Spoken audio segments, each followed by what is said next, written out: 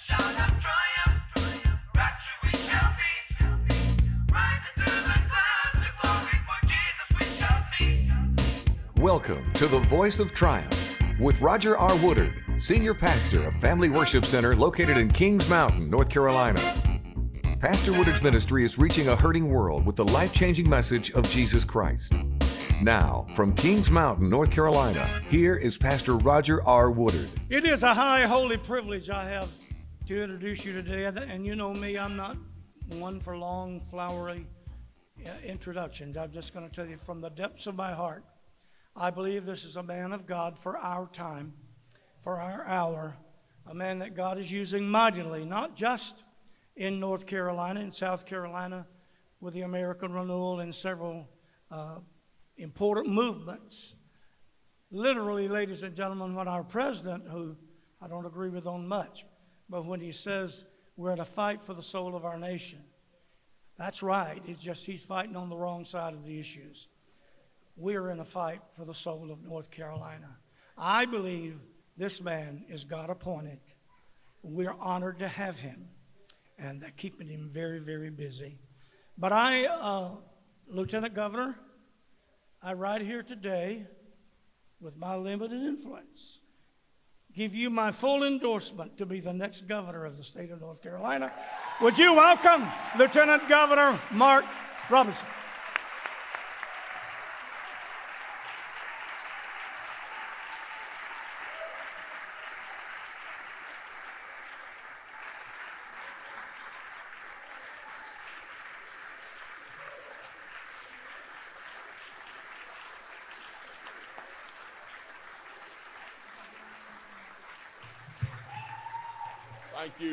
Thank you for that. Thank you for that warm welcome. We certainly appreciate that.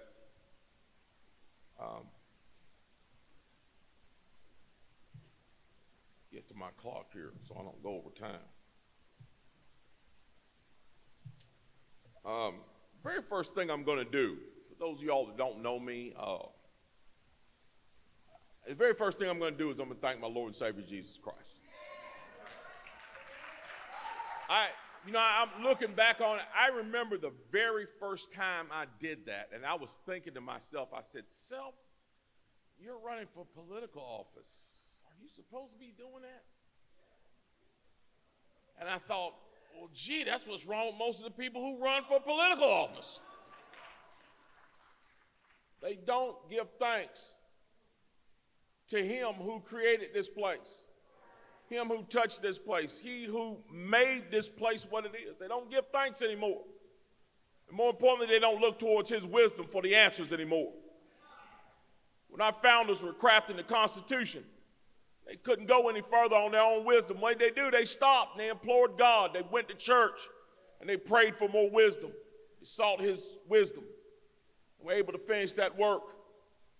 Every turn in our nation, when our nation was in trouble, presidents and senators down through history, they would turn towards God for the answers, towards strength and towards wisdom.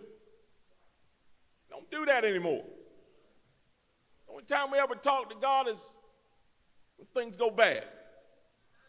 Down at the schoolhouse, God is not welcome till somebody comes in the schoolhouse and murders someone with a gun. I can't help but think sometime if we had held those prayer vigils before the shooting, maybe the shooting never would have happened.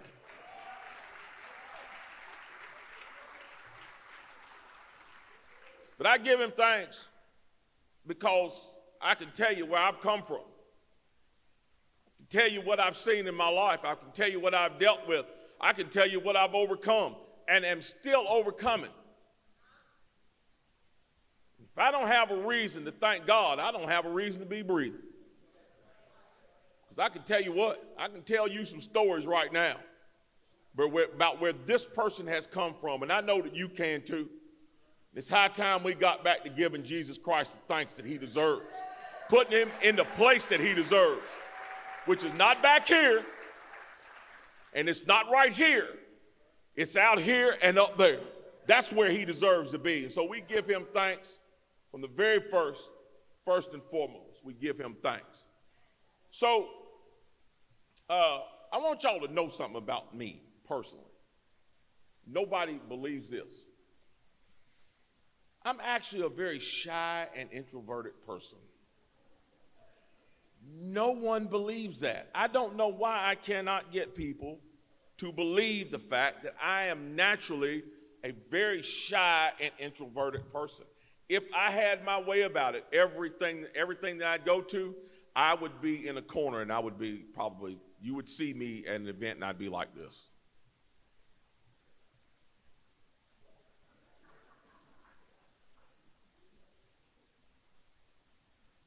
If I had my way about it, that's the way I'd be.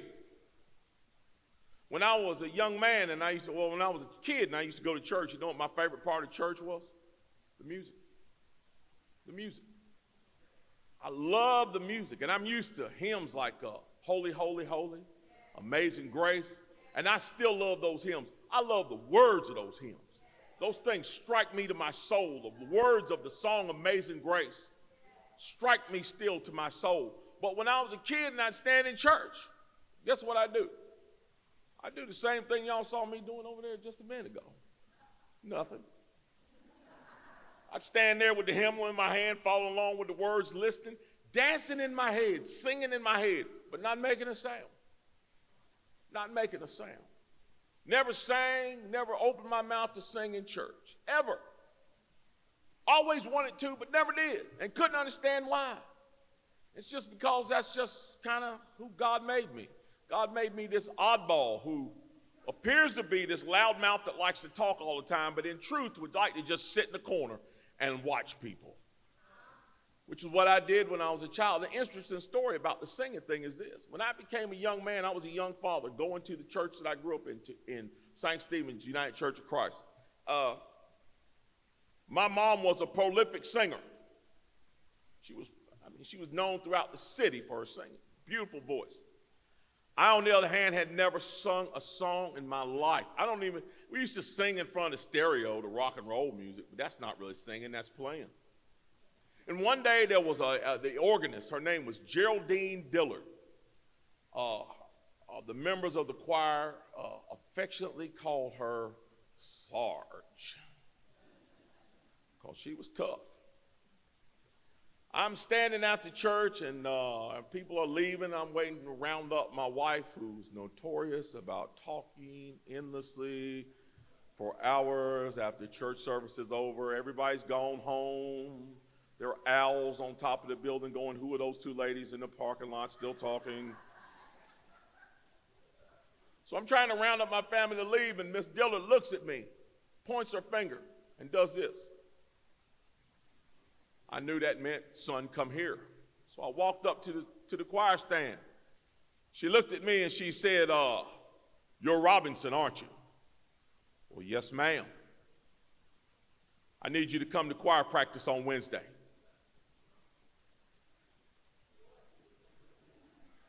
To choir practice? You mean like to sing? That's what I'm thinking in my head. Choir practice Wednesday, 6 o'clock. Okay. Walked away, went home, went to my mom's house, actually. Stopped at my mom's house. My mom says, I told my mom, I said, Mom, Miss Dillard asked me to come to choir practice. My mom looked at me and said, for what? I says, well, I guess she wants me to sing. And she said, oh, okay. So Wednesday I went to choir practice. I was at choir practice about 5 minutes, sitting in a chair, a little introverted me, never sung anything in the church before, sat down. Nobody else was there except me and Miss Dillard, a few other people. Miss Dillard looks at me and she hands me this piece of paper. Snap. Need you to take this. Okay, what is this? She said, that's a song. 2 weeks from now, you're going to be singing a solo. Okay, this lady has lost her mind. So I took the song, I took the tape that she made of the song, I left, I went back to my mom's house, I said, Mom, Miss Dillard wants me to sing a solo. My mom said, what?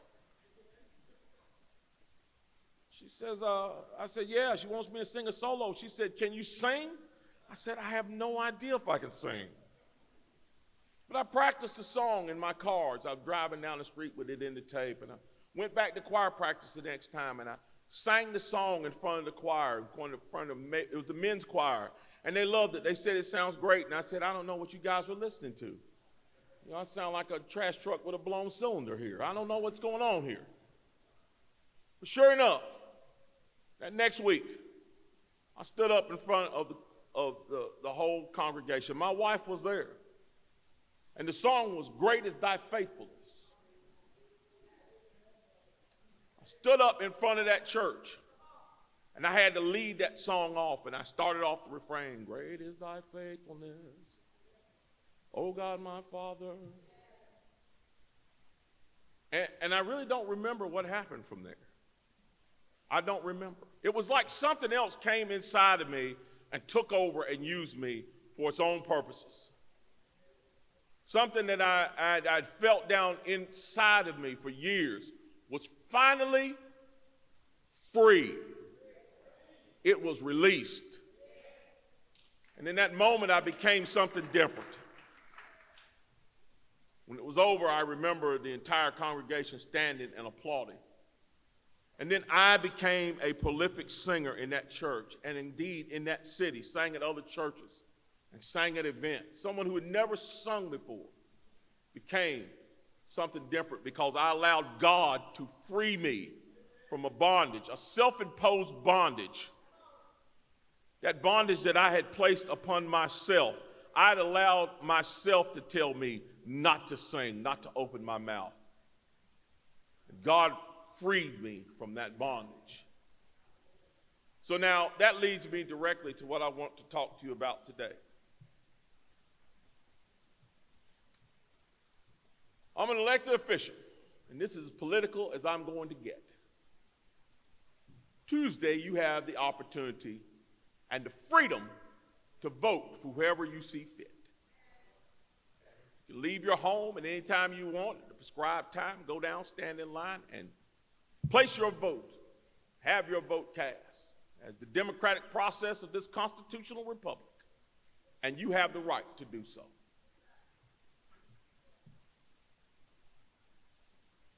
We need to be reminded of this. Galatians 5:1. Stand fast, therefore, in the liberty wherewith Christ has made us free, and be not entangled again with the yoke of bondage.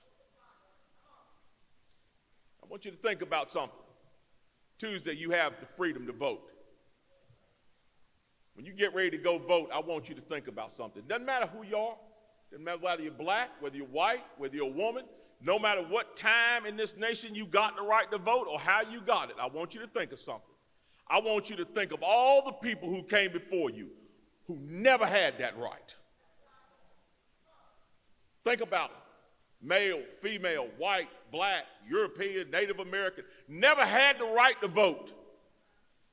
Never had the right to have their voice heard. Never had it. Desperately wished for it, but never had it. Never had the freedom to express themselves. Not through speaking, not through song, not through self-expression. Never had the freedom to be who they want to be. Think about all those people. And then I want you to think about the inordinate amount of people in this free society that we have that will not even turn their heads or their minds towards voting, much less turn their feet towards going to do so. Jesus Christ has set us free from a number of things. I can stand here all day long and tell you about the things that Jesus Christ has set me free from and is trying to set me free from. I'm still working on some of them. I'm still 300 plus pounds, so donuts is one of them things I'm trying to get free of. I'm on a pretty good track right now. Donuts are the least of my worries right now. But why in the world would I return back to being silent? Why in the world would I return back to not speaking? April 3rd, 2018, God gave me a platform in a small city in North Carolina, a medium-sized city in North Carolina, to voice my opinion. And he took that video and shared it with hundreds of millions of people. Hundreds of millions of people who in some ways had their lives transformed through what I said. It was an affirmation of what many of them thought. They thought they were alone in their thoughts. And then here they are, some fellow from rural North Carolina, a white man from rural North Carolina, listening to a guy who is from urban Greensboro, North Carolina, saying the same thing that he is thinking, that he simply wants to be free and left alone to do what is right, and wants his government to do the same thing. And it sparked something in that person's mind that he is not alone. Now I want you to think what would have happened had I not gotten up that night to speak. Had I not been walking with God that night and allowed God to use me that night the same way he used me that Sunday morning when I sang Great Is Thy Faithfulness. In many ways, when I opened my mouth at that city council, again, I was set free from a self-imposed bondage that told me I did not have the right to speak up because I wasn't educated enough, because I didn't come from the right side of town, because I didn't look the right way, because I didn't have enough Bible training, because I didn't have enough political training or political experience. I didn't have the right to speak up. To be reminded of something, your rights don't come from any man. Your rights come from God first and foremost. And I don't care how many PhDs and ABCs and 1, 2, 3s you got behind your name. If you don't have the wisdom of God inside you, your education is worthless. You don't think that's the truth? I want you to think about that college professor that's got all them degrees hanging on his wall that thinks a man can have a baby. That thinks that there's more than two genders. That uses the phrase, birthing people. You're a little too educated for me. I don't want no piece of your education. You need some wisdom is what you need. Some good old common sense and wisdom is what you need. That's where that ability comes from. The night I gave that speech, it was freeing. Freeing, I'm telling you, it set me free. I can go back and tell you how that came about. It came about through a conversation that I had with God, face to face in the mirror. A little rental house I was living in on Sassafras Court in Greensboro. I was going to school full time, working full time, making plans to do what I wanted to do for God. You hear what I said? I was making plans to do what I wanted to do for God. Well, I'm going to go to school, and that's how I'm going to connect these kids, and I'm going to see if I can't slip some Jesus into it through these history lessons, and that's what I'm going to do for you, Jesus. Is that good enough for you? It's going to have to be, because that's what I want to do. And it seemed like at every turn of trying to do what I wanted to do for Jesus, here comes a stumbling block. Job got pulled out from underneath me, got sent to Mexico. Stumbling block. Go to the next job. Job wants more out of me than I can put into the school. Stumbling block. Professors at school don't like me because I'm a Christian conservative. Stumbling block. One day I'm laying in bed and I realized something. I was asking the wrong question. The question is not, God, what am I going to do for you? The question is, God, what do you want me to do for you? What mission do you want me to go on? And more to the point is this: you have to surrender yourself and free yourself in him to allow him to use you to do what he wants you to do. And so I got up off my behind and walked, and I looked in the mirror. I told God face to face in that mirror, I told him, I said, whatever it is you want me to do, I'll do it. If you want me to take my Bible and go to downtown Greensboro or Winston or High Point or all three and preach on the street corner to the people that are passing by, and be that crazy John the Baptist-like preacher who is proclaiming the name of Jesus on a street corner, I'll do it. If you want me to go down to the crack house and reach out to the drug addicts and the drug dealers and tell them that the drugs are not the way, that Jesus is the way, I'll do it. If you want me to pack up all that I own in my family and go across the ocean and preach to the natives who have never heard the name of Jesus Christ, I will do it. Whatever you want me to do, I am now in your army. Do with me as you will. Well, you see, there's a premise that I didn't understand at the time. See, I used to be in the United. How many of y'all was in the Army? Marines, Navy, Coast Guard, Air Force, in it? How many of y'all was in? A little girl over there raised her hand and said she was in the Marines. I didn't know they took them that young. How many of y'all know that's in the military, y'all know something, one simple premise. When you belong to Uncle Sam, you don't get to write your own orders. We all wrote our own orders. Guess what they would look like? Let's see, write my own orders. I want to be a beach bum in Hawaii. I never want to see combat. Never want to do PT again. For those of y'all who don't know, that's physical training. Yeah, want to have lobster every day. Oh, and I want to be a general. You don't get to do that in the Army. You join, you choose your job, that's about as far as it goes, and then they send you where they want to send you.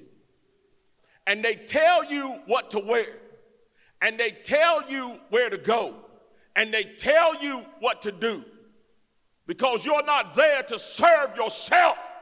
You're there to serve Uncle Sam. You're there to serve the United States of America. The same thing is true with God. You sign up to ride with God. This ain't your show, baby. You don't get to decide. Well, God, I don't want to do that. I don't want to do that. God is the same way Uncle Sam is. All right, you don't want to do that? Well, there's somebody else out there to do it.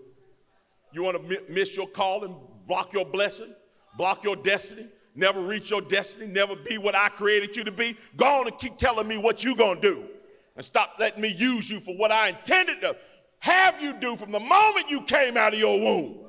So many of us never reach the potential that we can reach because we don't set ourselves free from our own bondage, our own self-imposed bondage of saying that we can't. We're afraid. Somebody told us we can't. Somebody told us our people came from the wrong side of the track. Somebody told us we don't talk just right. Somebody told us we got too much of a twang in our voice to make a difference. No one's going to listen to you with that hick voice of yours. God's not listening to any of that. The moment you were formed in your womb, God numbered every hair on your head. And he knew what he intended for you to do. We have to release ourselves and allow ourselves to be who he created us to be. When we do that, we are free. We are free to be used by him and for his glory. And that is freedom indeed. I can tell you that right now. That is freedom indeed. I am a very odd elected official. You are not going to hear too many elected officials say the things that I say, the way that I say them. I have stood on the stage, in the pulpits of churches and said, I don't care how much you cut yourself up, drug yourself up, dress yourself up, and make yourself up. You are still either a man or woman. I don't care.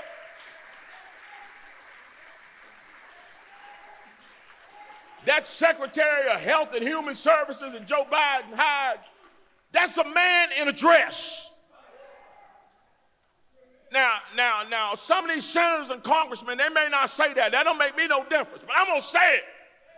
It's time for somebody to step off the curb like that little boy in that story, you know, the emperor's new clothes. Time for somebody to step off the curb and say, hey, hold on.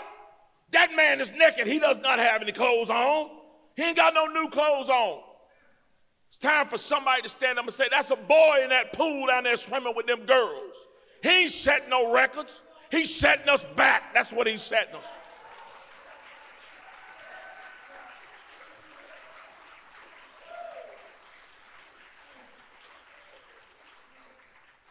people ask me, why you ain't afraid to say this stuff? What am I be afraid of? What? The news media? I'm supposed to be afraid of them? What are they, my mama with a switch? I love it when they say, oh, Lieutenant Governor Robinson's in hot water. Only time I'm in hot water is when I'm taking a shower, and I kind of like that. And in your hot water, I ain't in trouble with you. What you gonna take from me? More to the point, what have you given me? You ain't given me a thing up to and including this seat.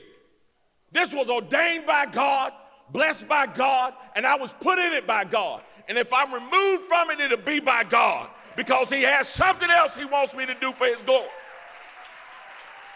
You don't own this hill, and so I don't fear you.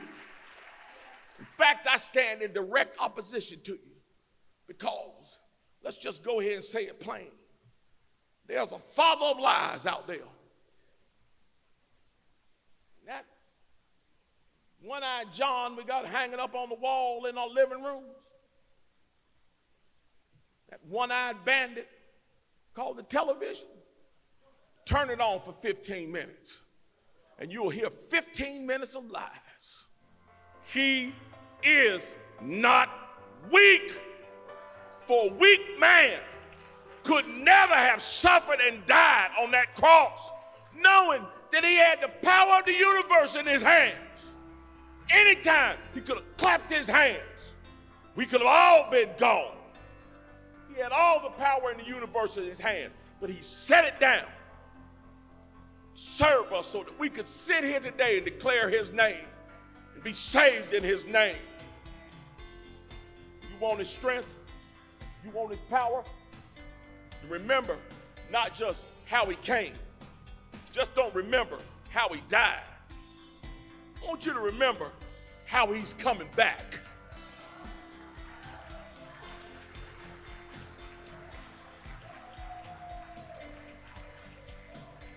You see, when he came the first time, he came looking for a place at the end. He came as a babe, wrapped in swaddling clothes, laying in a lowly manger. When he died on the cross, he died crying out to his Father in heaven, bleeding and broken, as a living sacrifice for all of us. But I can tell you what, when he comes back, oh, it's a whole different picture. It's a whole different picture coming back. When he comes back to set this world free from the devil and his enemies. Thank you for joining us today for Voice of Triumph. We invite you to check out our website at www.familyworship.org. There you will find information on our church service times, special events, purchase our books and music, and also information on becoming a partner as we continue to take the life-changing message of Jesus Christ to a hurting world. If you'd like to write us concerning our program, our address is The Voice of Triumph, P.O. Box 396, Kings Mountain, 28086, USA. On behalf of Pastor Woodard and the entire Family Worship Center team, God bless you, and we'll see you next week.